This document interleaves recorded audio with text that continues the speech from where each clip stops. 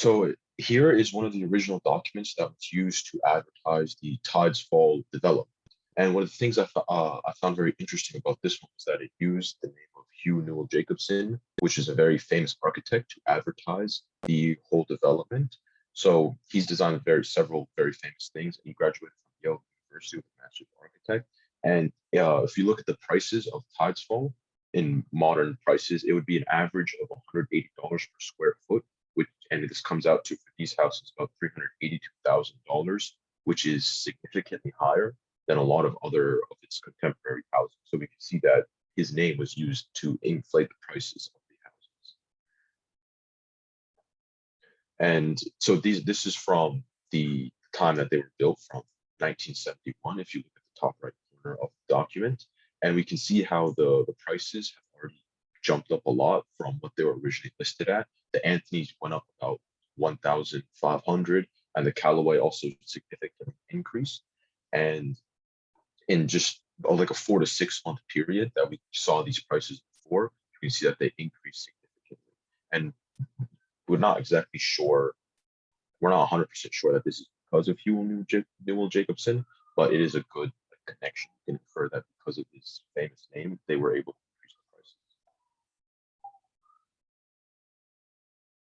But there were certainly some shortcomings, some unsuccessful developments in Colombia.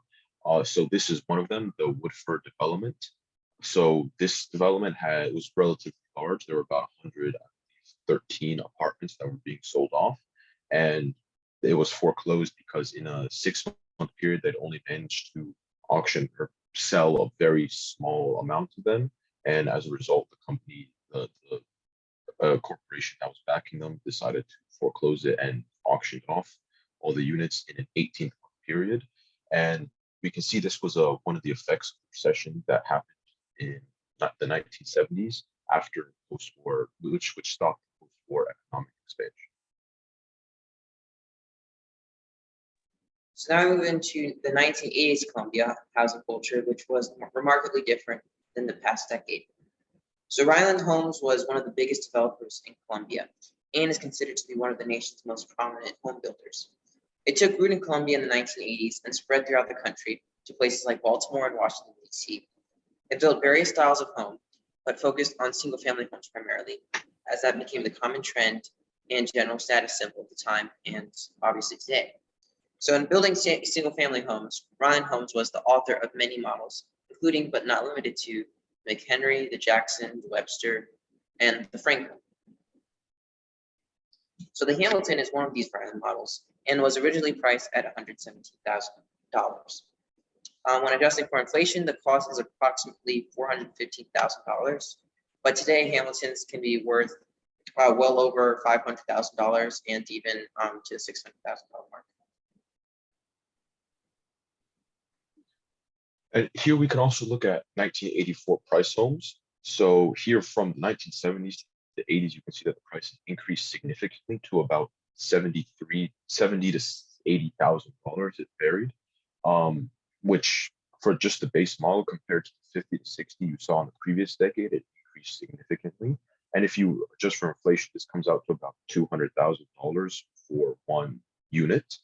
However, if you look at the financing, it was extremely difficult because with VA loans, some of them demanded 14% interest rates. If you look at the bottom where it says finance information, with 14% interest rates, which is extremely high for a mortgage. And here this shows a chart of the sort of fixed mortgage rates throughout history. You can see at 1970s, it starts out at about 7.5%. Then it quickly increases all the way up to 18.5% in 1982. And then since then, it has slowly come down to, in more recent times, between 3 to 4.5%. And just to emphasize how big of an impact interest rates can have on purchasing a home, if you look at the monthly payments for a $100,000 mortgage at 3% interest rate, that's $422. But if you go to 18% interest rate, it comes up to $1,500. So that's a little less than 4 times the amount of money for that monthly payment for that same price house.